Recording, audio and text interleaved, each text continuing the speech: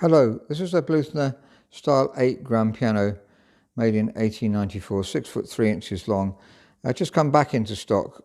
It was in stock 2 years ago and we rented it out for 2 years.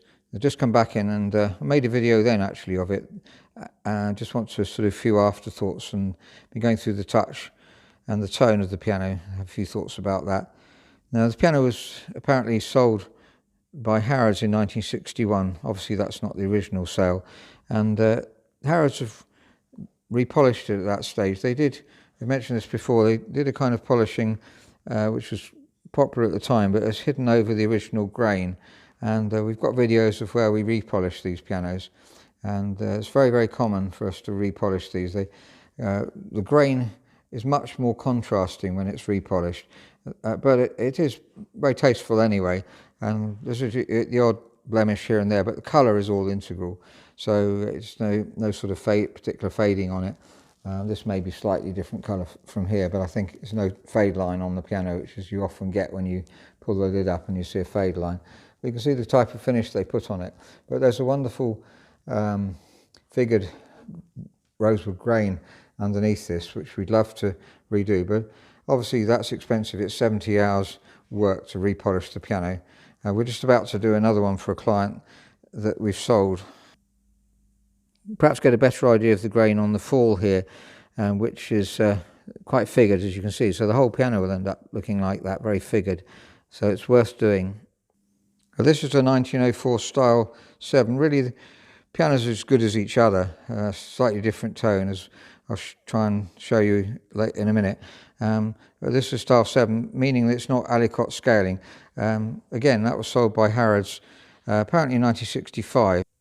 Harrods also put their plaque on this one, which they normally do, but it's not on the one we're assessing for some reason. This has not got Aliquot scaling. If you look, there are 3 strings per note here, and we'll have a look at the other piano.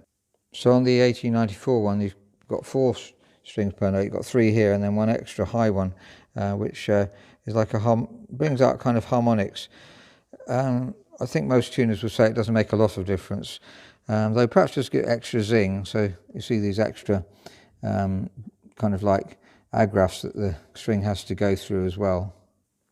This was restored also by Bluthner themselves in apparently 1985. I've actually got the paperwork that shows that and what they did, and you'll see if you look on the left here, it's typical of Bluthner's to put it's Whelpdale, Waxwell and Codd, it's at Welmar in the UK, but basically they were the Bluthner connection, and they imported all the Bluthners from Germany, so they did a very large number of restorations on Bluthner grand pianos. We very often got them in. So 1929 on this particular badge, but of course the piano is really 1894. Now just briefly, the other video shows you more detail of this. So you've got the rest plank exposed, so you can see that Bluthner have changed that. That's the wood underneath here. You can see the new dampers, and just very beautifully restored. Now this piano's at concert pitch and hasn't been retuned since it came back in. Incredibly stable pianos, Bluthner grand pianos,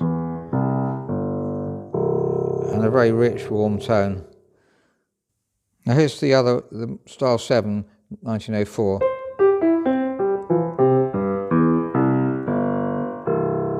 Very similar tone. Back to the 1894. Equally good, just slightly different.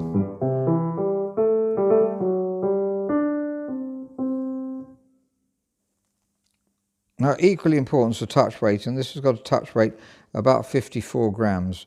If you're a serious musician, that might be fine, but if you are an occasional player, just want to really enjoy the piano, you might want it a bit lighter.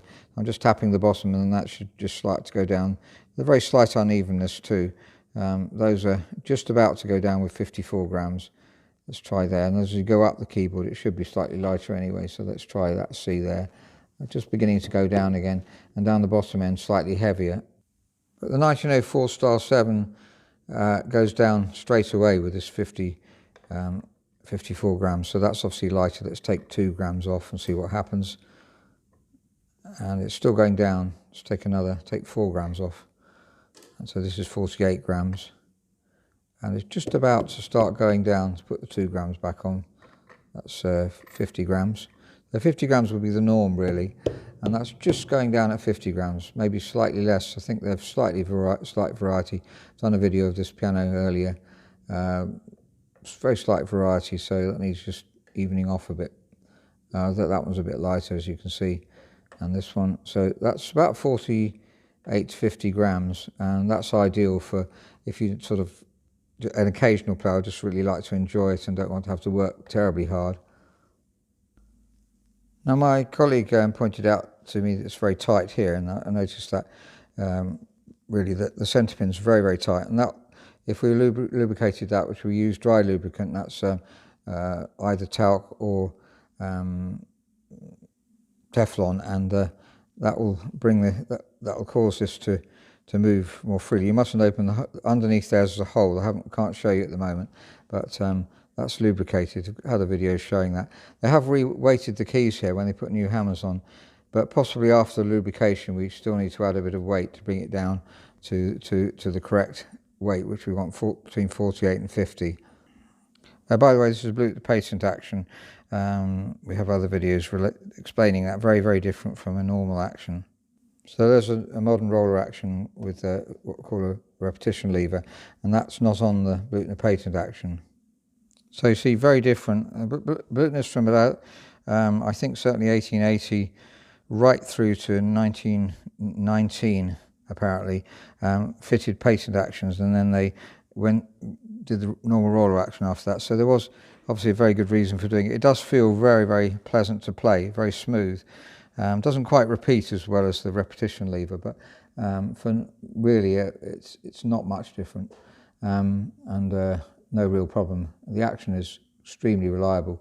Just looking at the hammers here, you see there's one shank being changed. That very often happens when the hammers are changed.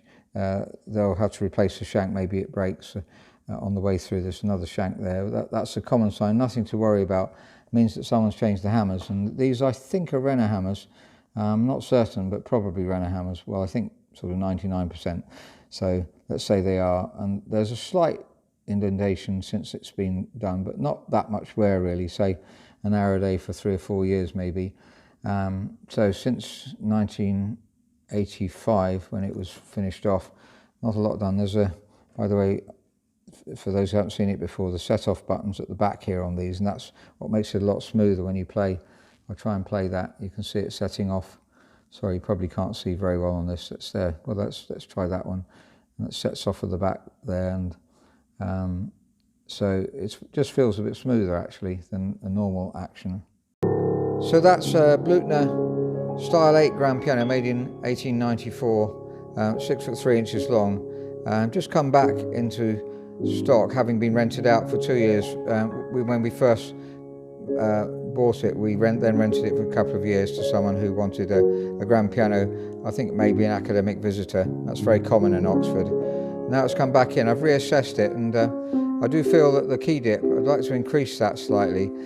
It's about 9mm, which is actually official Bluthner, but I think even Bluthners nowadays, or rather their restorers, restore it to 11mm, which is normal, and it just feels you're not quite getting enough power and not quite enough depth, and keyboards are all set at about 10.5 or 11mm, so this is about 9. It needs to go down a bit further, so that's just taking some of the felt, or rather some of the washers from underneath there, and then it'll feel a lot nicer. The one that we've compared it to, the Style 7, has about 10.5 to 11, so that'll feel to me a lot better. And also then the touch, it's a bit heavy, about 54 grams. We'd like to take it down to 48 to 50 grams, as the other one is too. And then that would be wonderful. And a little bit of voicing, but really the tone is magnificent. We've mentioned that on many other videos, so I won't go on too long about that. But it does everything, and very mellow compared to a modern piano. And of course the patent action means that you can't quite repeat as fast, but for my playing it doesn't really matter. If you're playing Rhapsody in Blue all day long, then that will be probably a problem.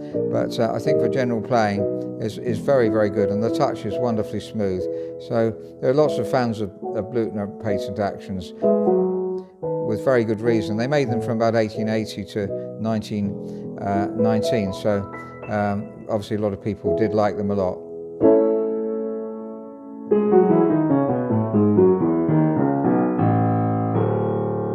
There's such a solid tone in the bass. There is unsurpassed, as many of the people who've commented on the videos, many technicians agree, that there's nothing quite like a Bluthner tone. It's just something inexplicable.